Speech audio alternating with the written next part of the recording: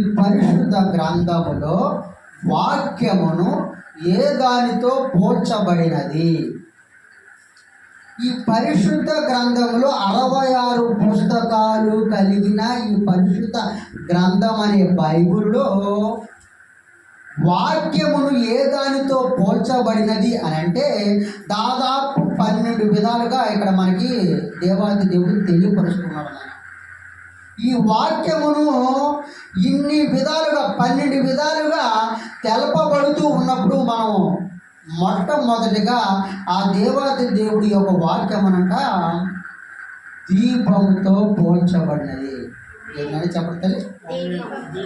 ఈ దీపముతో పోల్చబడినది ఏ విధంగా పోల్చబడినది?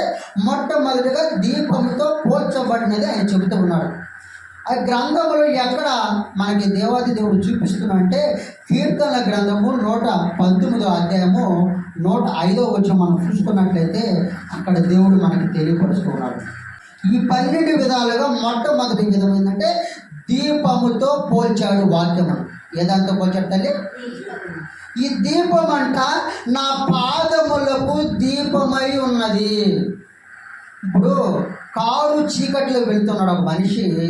వెళుతూ ఉన్నప్పుడు అతనికి ఏం అవసరం? ఒక దీపం అనేది అవసరం, ఒక టార్చ్ లైట్ అనేది అవసరం. ఎందుకంటే ఆ చీకటిలో వెళ్తూ ఉన్నప్పుడు పాము రావచ్చు, పుట్ర రావచ్చు, కప్పలు రావచ్చు, సంథింగ్ ఏదైనా జంతువులు దాడి చేయవచ్చు. ఆ యొక్క ఇరుకు మార్గములో, ఆ యొక్క చీకటి మార్గములో వెళ్ళాలంటే అతనికి ఏం అవసరము? దీపము అవసరం.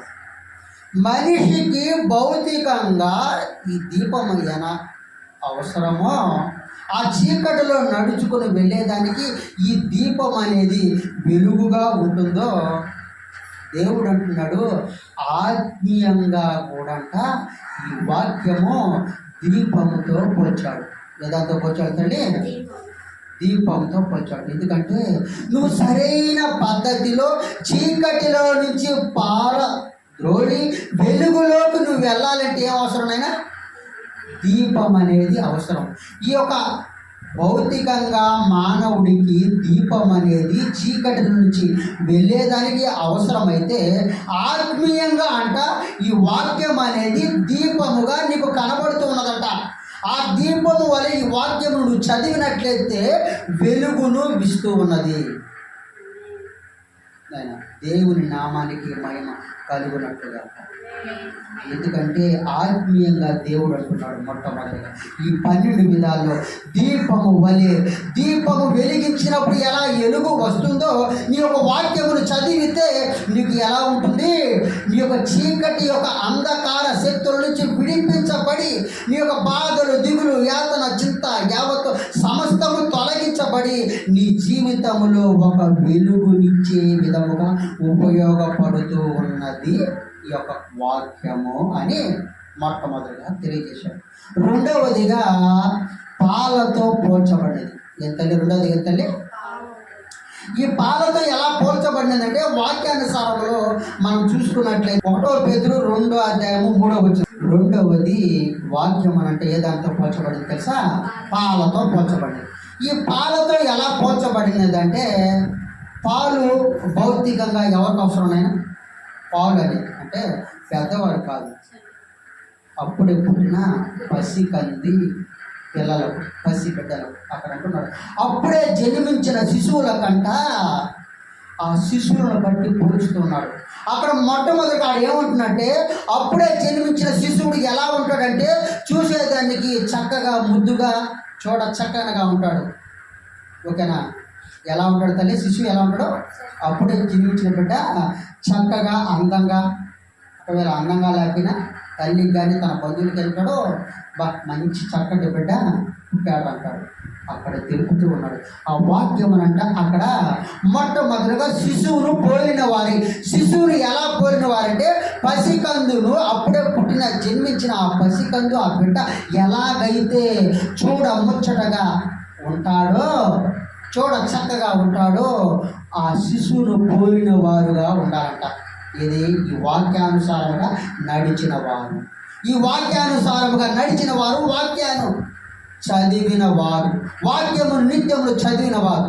రెండవదిగా అక్కడ అంటున్నాడు పాలతో పోల్చబడు. ఎంత ఏమైనా ఆ పాలు ఏంటంటే ఆ శిశువు కంట ఆ పాలు పట్టిస్తే ఏమవుతుంది, ఆ పాలు పట్టించినప్పుడు ఆ శిశువు ఎదుగుతాడు. ఏం చేసేటలే ఆ శిశువు ఎదిగేదానికి పాలు ఎలా అవసరమో ఈ వాక్యము కూడా దేవుడు తెలియపరుస్తున్నాడు. భౌతికంగా పసిబిడ్డకు పిల్లలకు పాలు ఏ విధముగా ఎదుగుదలకు అవసరమో ఆత్మీయంగా అంట ఈ వాక్యములను చదివినప్పుడు ఆ వాక్యం అక్కడ పోల్చబడుతున్నాడు.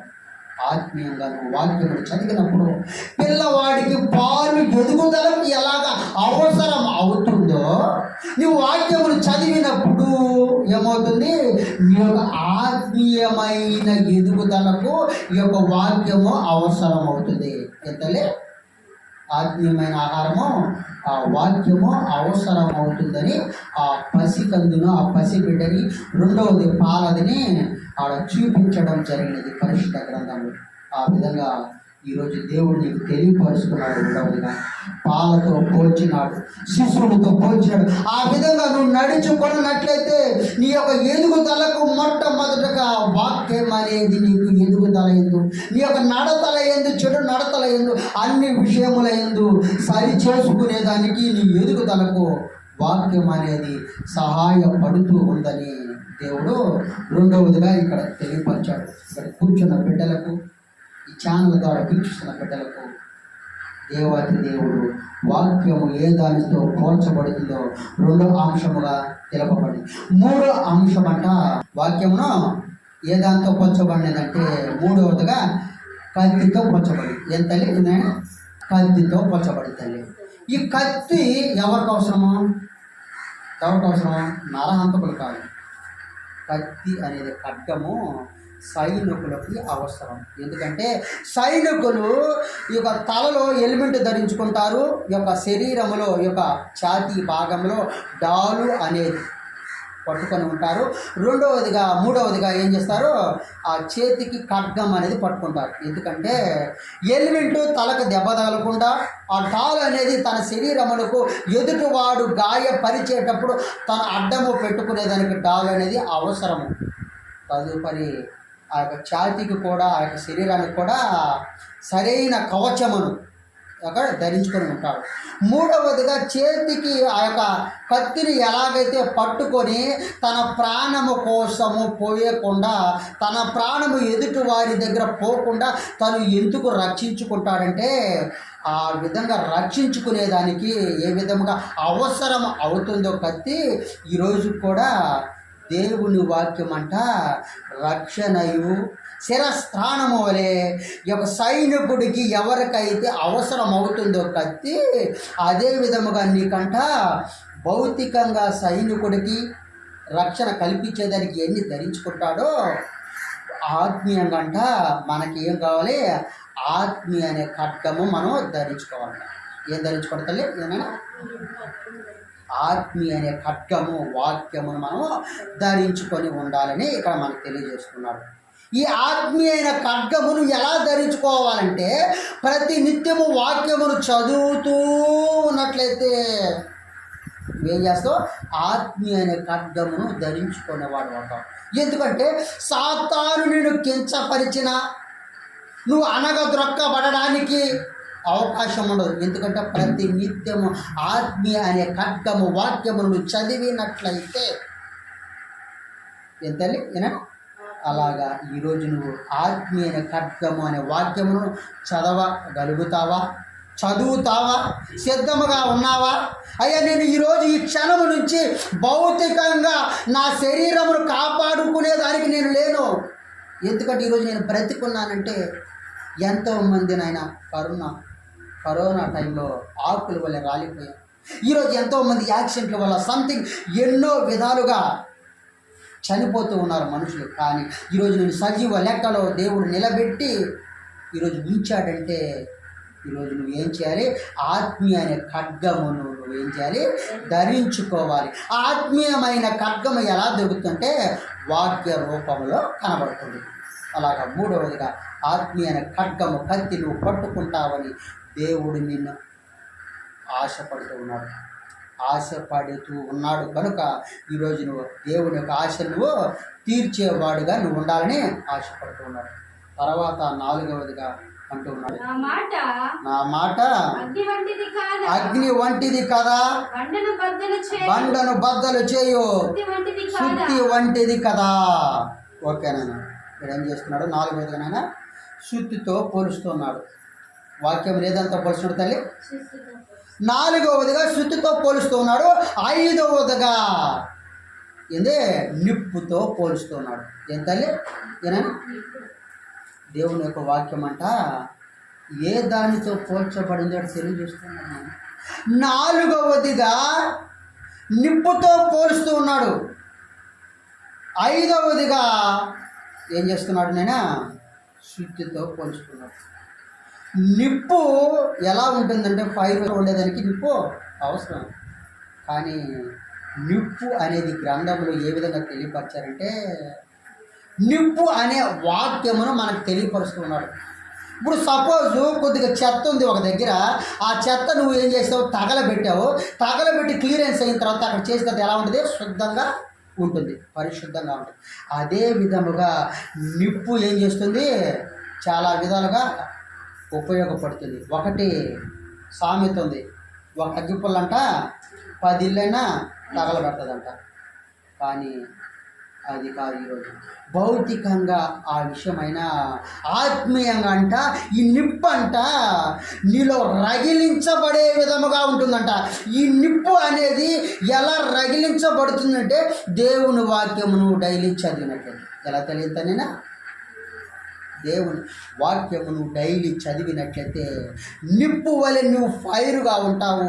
నిప్పు ఎలా ప్రజ్వలన చెందుతుందో, పరిపక్వము చెంది అది ఎలాగైతే ఉంటుందో నిప్పు వలె నీలో మంట రగలాలంట. ఎందుకు? ప్రతి నిత్యము నేను వాక్యం చదవాలి, ఆవేదన చెందాలి, ఆవేదన ఉండాలి. నిప్పు వలె ఎలాగైతే అది ఒక్కసారిగా విజృంభిస్తుందో, అది ఎలాగైతే పలు విధాలుగా ఉపయోగపడుతుందో ఆత్మీయంగంట నిప్పు వలె నీ యొక్క మనసులో ఆవేదన తపన నేను ఈరోజు వాక్యమును చదవాలి, వాక్యాన్ని సారముగా నేను నడుచుకోవాలని దేవుడు 4వదిగా నిప్పుతో అంటున్నాడు. నా మాట అగ్ని వంటిది కదా, 2వదిగా సుత్తి వంటిది కదా. నువ్వు బండను కొట్టాలంటే ఏమవసరమైనా సుత్తి అవసరం. సుత్తితో ఒక దెబ్బ కొట్టగానే ఏమవుతుంది? బండ 2 మొక్కలు అవుతుంది. 2వది కూడా ఇక్కడ తెలియజేసుకున్నాడు. 5వదిగా సుత్తి బండతో కొట్టగానే ఎలాగైతే బండను చీల్చుతూ ఉందో నువ్వు బండ అనే వాక్యము నువ్వు కలిగి ఉండాలి. ఏముండాలని తల్లి? ఎందుకైనా బండ అనే వాక్యం కలిగి ఉండాలి. ఆ బండ అనే వాక్యమును నువ్వు కలిగి ఉన్నట్లయితే, ఆ బండ అనే వాక్యమును చదివినట్లయితే నీలో మంచి నువ్వు గ్రహించి చెడును నువ్వు వదిలేస్తావు. ఏం తల్లి? ఏదైనా శుద్ధి తీసుకొని బండను కొట్టావు, 2 మొక్కలు అయింది. ఒకటి చెడును వదిలేసి మంచిని పట్టుకుంటావు. దేవుడు తెలియజేస్తున్నాడు, నా మాట అగ్ని వంటిది కదా, నా మాట సుత్తి వంటిది కదా. 5వదిగా సుత్తి వలె నువ్వు ఆ బండను కొట్టినప్పుడు చెడును నువ్వు విసర్జించి మంచిని గ్రహించే వాడిగా నువ్వు ఉంటావని ఈ వాక్యము నా దేవాది దేవుడు 5వ విషయముగా మీకు తెలియపరిచాడు. అలాగే 6వదిగా దేవుడు తెలియపరుస్తున్నాడు, నాయన అద్దముతో పోల్చబడినది. ఎంతలే? యాకోబు రాసిన 1వ అధ్యాయము 23వ వచనం. నాయన అద్దం అంట ఏం చేస్తుంది? రెడీ అయ్యావు లేదా ఫంక్షన్కో సంథింగ్ ఎక్కడికో రెడీ అయ్యేదానికి నువ్వు బాగా తల దూకునేదానికి నువ్వు అలంకారంగా ఉండాలి. ఏడకపోతావు అద్దం దగ్గరికి వెళ్తావు. ఇక్కడ అద్దం అనేది దేవుడు తెలియపరుస్తున్నాడు.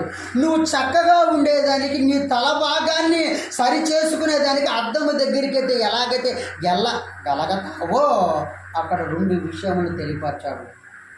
ఆయన వాక్యమునంట గ్రహించిన వాడు ఉన్నాడు, గ్రహించని వాడు ఉన్నాడు. గ్రహించిన వాడు ఉన్నాడు, గ్రహింపని వాడు ఉన్నాడు. ఆడు అంటూ ఉన్నాడు, ఏమంటూ ఉన్నాడంటే, నా యొక్క వాక్యమును నువ్వు విని గ్రహించిన వాడివా, ఒకవేళ ఆ వాక్యాన్ని విని నీ ఇష్టానుసారంగా ప్రవర్తిస్తావా? ఏ తెలియదు నేనే చెప్పనని తెలియ ఈరోజు దేవుడు తెలియపరుస్తున్నాడు.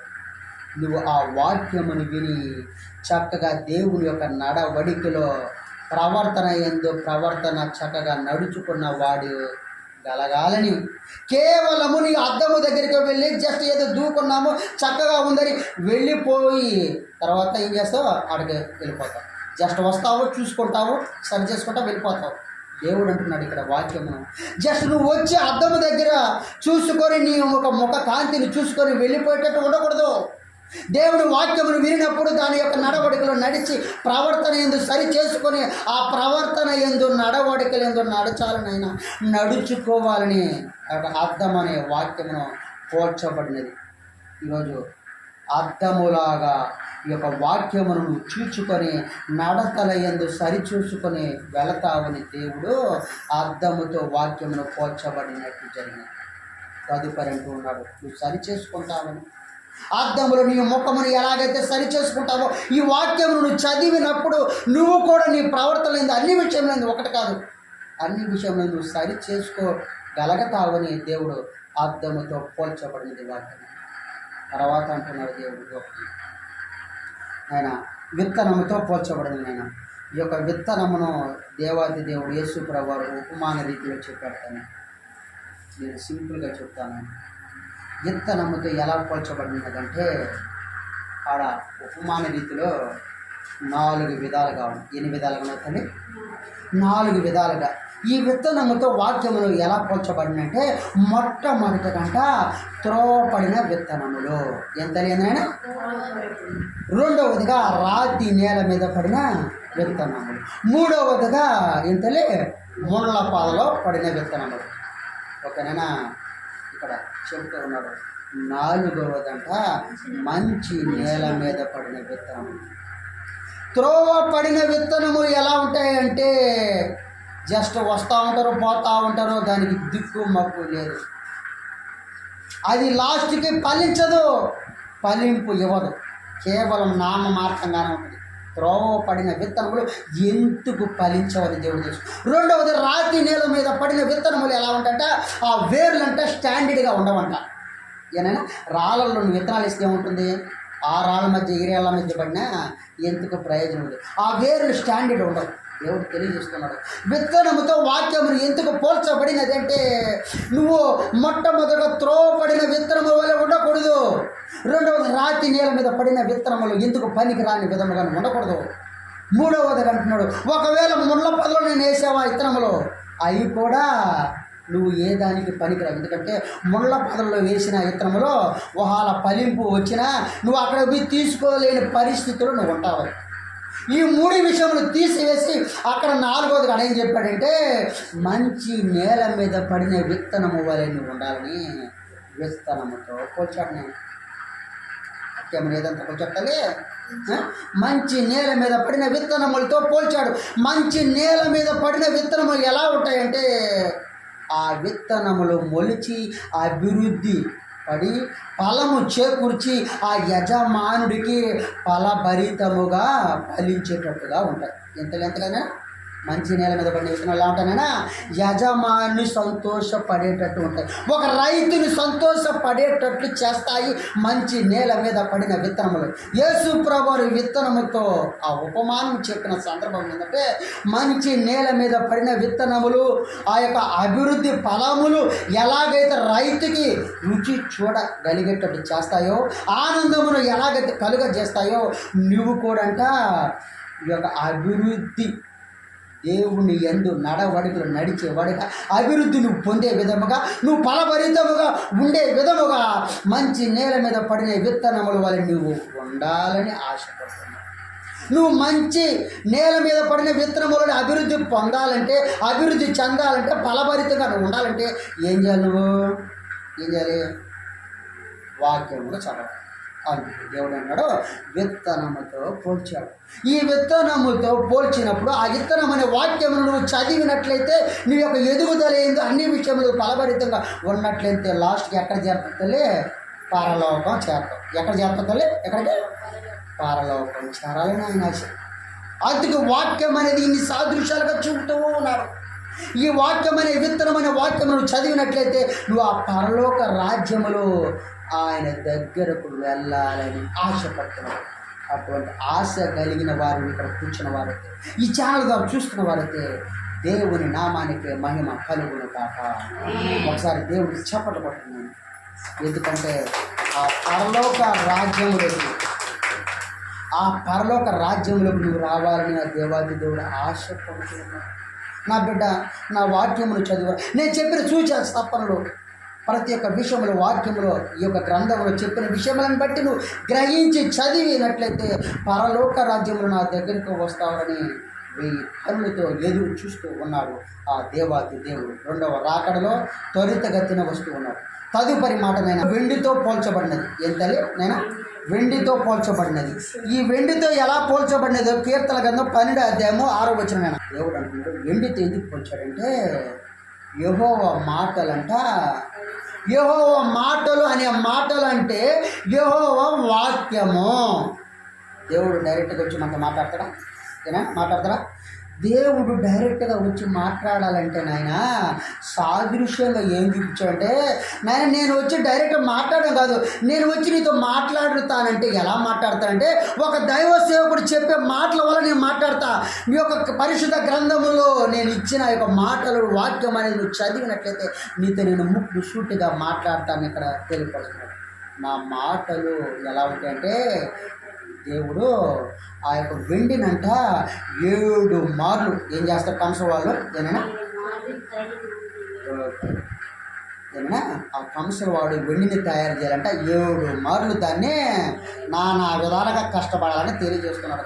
నానా విధాలుగా 7 మార్లు ముంచి లేవనెత్తి సరి చేసి మళ్ళీ శుద్ధం చేసి మళ్ళీ చేసి 7 మార్లు ఎలాగైతే దాన్ని ఒక రూపమును వెండిని తీసుకొని వచ్చిన తర్వాత అది ఎలాగైతే షేడింగ్ ఇస్తుందో, ఎలాగైతే కళగా ఉంటుందో, ఎలాగైతే నీకు అనుకూలంగా ఆ వెండిని మారుస్తాడో, నీకు ఏ రూపములైన వెండి ఏనైనా నీకు ఏ రూపము కావాలో ఆ రూపము కంసల వాళ్ళు నీకు తయారు చేస్తారు వెండి. ఆ తయారు చేసేటప్పుడు ఎన్నిసార్లు కష్టపడతారో? దాదాపు 7 మార్లు కష్టపడితే కానీ నీకు అనుకున్న రీతిలో నీకు కావలసిన రీతిలో ఆ వెండి రాదని తెలియపరుస్తున్నాడు.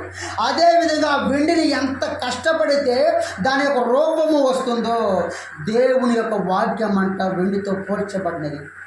వెండిలాగే నువ్వు కూడా 7 మార్లు కాదు, నువ్వు పలు విధాలుగా ఎన్నిసార్లు అయితే వాక్యమును నువ్వు చదివి దాన్ని గ్రహించి నువ్వు వెళతావో, అదే విధముగా వెండి ఒక రూపముకు వచ్చిన తర్వాత ఎలాగైతే షేడింగ్ వస్తుందో, అదే విధముగా వెండి అనే వాక్యమును నువ్వు చదవాలని ఆశపడుతూ ఉన్నాడు.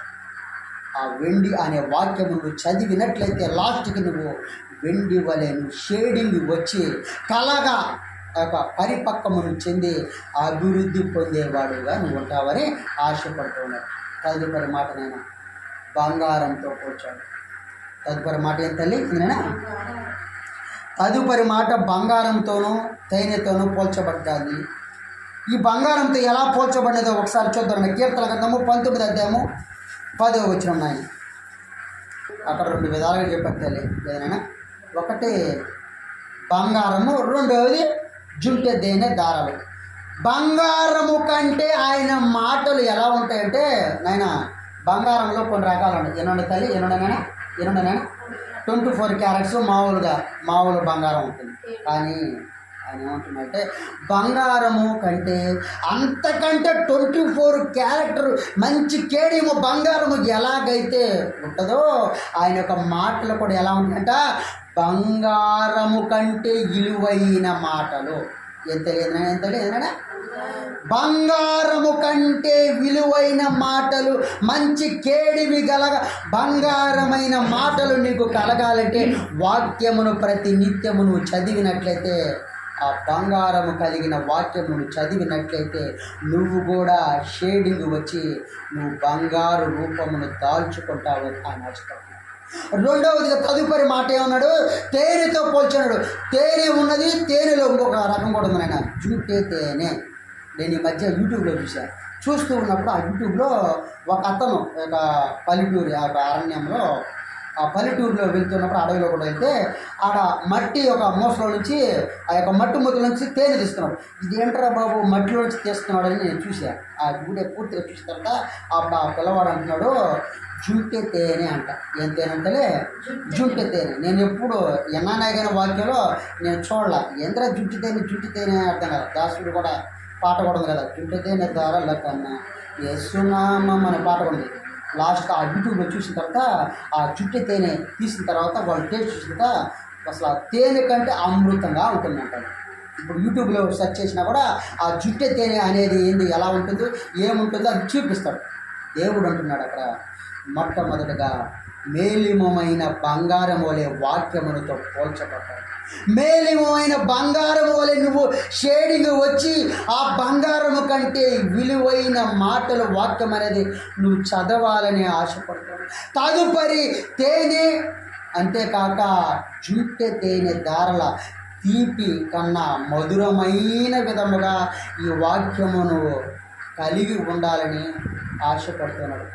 జుంటె తేనె తప్పల కన్నా అటువంటి తీపిని నువ్వు పొందుకోవాలని, వాక్యమును వినాలని, చదవాలని ఆశపడుతూ దేవుడు ముందుకు వెళ్తూ ఉన్నాడు. నాయన అటువంటి వాక్యమును చదవతావా, దాన్ని తగ్గట్టు నడుచుకుంటావని ఆశపడుతున్నావు. వాక్యం అనేది ఎలా ఉండాలైనా ఉదక స్నానము వలె. ఉదక స్నానం అంటే ఎంతలే ఏమైనా నువ్వు తలకు పోసుకుంటావు కదా, ఆ తలకు పోసుకున్నప్పుడు ఏమిటి శరీరం అంతా తడుచుకుంటుంది. అది సింపుల్గా దేవుడు అక్కడ తెలియపరిచాడు.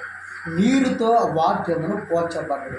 నీరుతో ఆ వాక్యమును ఎందుకు పోల్చబడినదంటే ఉదక స్నానమును తలక స్నానము ఎలాగైతే చేసుకుని యొక్క శరీరమునంతా తడుపుకుంటావో వాక్యం అనే యొక్క వాక్యమనంట ఈ పరిశుద్ధ గ్రంథములో వాక్యములను అంటే నువ్వు ఎలా చేయాలి, ఉదక స్నానము వలె నువ్వు ఇముడేటట్లు చేసుకోవాలని, ఆ ఉదక స్నానము వలె నీ యొక్క శరీరములు అణువున ఏజలు దేవుని వాక్యమును ఉంచుకోవాలని ఆశపడుతున్నాడు. ఆ విధంగా నీరుతో ఈ యొక్క వాక్యమును పోల్చబడినది.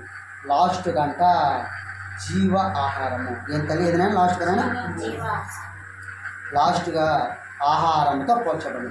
ఈ ఆహారము ఎలా పోల్చబడినదో లాస్ట్గా ఒక్కసారి చదువుకొని మనం ముగించుకుందాం. యోహాను సువార్త 6వ అధ్యాయం 50వ వాక్యం ఏదంతా పోల్చట్టాలి, ఆహారంతో పోల్చాడు. ఈ లాస్ట్గా ఆహారముతో ఎందుకు పోల్చబడినది అంటే ఈ ఆహారము భౌతికంగా నువ్వు తినట్లయితే కాసేపు తినగానే ఏం చేస్తావు, అవుతుంది అరిగిపోయి తర్వాత ఏం చేస్తావు, మళ్ళీ ఆకలి అంటావు. కానీ దేవుడు అంటున్నాడు పరలోకము నుండి దిగి వచ్చే ఆహారము, నేను పంపించే ఆహారం ఎలా ఉంటుందంటే నేను ఇచ్చే ఆహారం అంట ఎల్లప్పుడూ నువ్వు జీవించే విధముగా ఉంటుంది. ఎలా ఉంటుంది, ఎలా ఉంటుందనే ఆ పరలోకం నుంచి వచ్చే ఆహారము, దేవుడిచ్చే ఆహారం ఎలా ఉంటుందంటే ఎల్లప్పుడూ నువ్వు జీవించే వాడివిగా నువ్వు ఉంటుందంట. రెండవదిగా ఆ వాక్యం అనేది, ఆ దేవుడు ఆ వాక్యం అనే ఆహారము రెండవదిగా ఈ లోకమునకు ప్రతి ఒక్క మానవాళికి ఈ యొక్క ఆహారము అవసరము. ఇది జీవించేదానికి అవసరం అంట. ఈ యొక్క వాక్యం అనే ఆహారము ప్రతి ఒక్క మానవాళికి ఈ లోకములు ఎలా అవసరం అంటే ఈ యొక్క పరిశుద్ధ గ్రంథంలో వాక్యమును నువ్వు చదివినట్లయితే, ఆ వాక్యమును నువ్వు భుజించినట్లయితే, ఆహారము నిత్యము నువ్వు భౌతికంగా ఎలాగైతే ఆహారమును నవ్వులుతూ తింటూ ఉంటావో ఆత్మీయంగా ఆహారము ఈ వాక్యము నువ్వు డైలీ వాక్యమును ఆ భుజించే విధముగా ఈ వాక్యమును చదువుకుంటూ వెళితే ఈ యొక్క ఆత్మీయ ఆహారం ఏదో ఉందో నువ్వు సరైన పద్ధతిలో జీవించే వాడివిగా సక్రమైన పద్ధతిలో నువ్వు వెళ్తావని దేవుడు ఆశపడుతున్నాడు.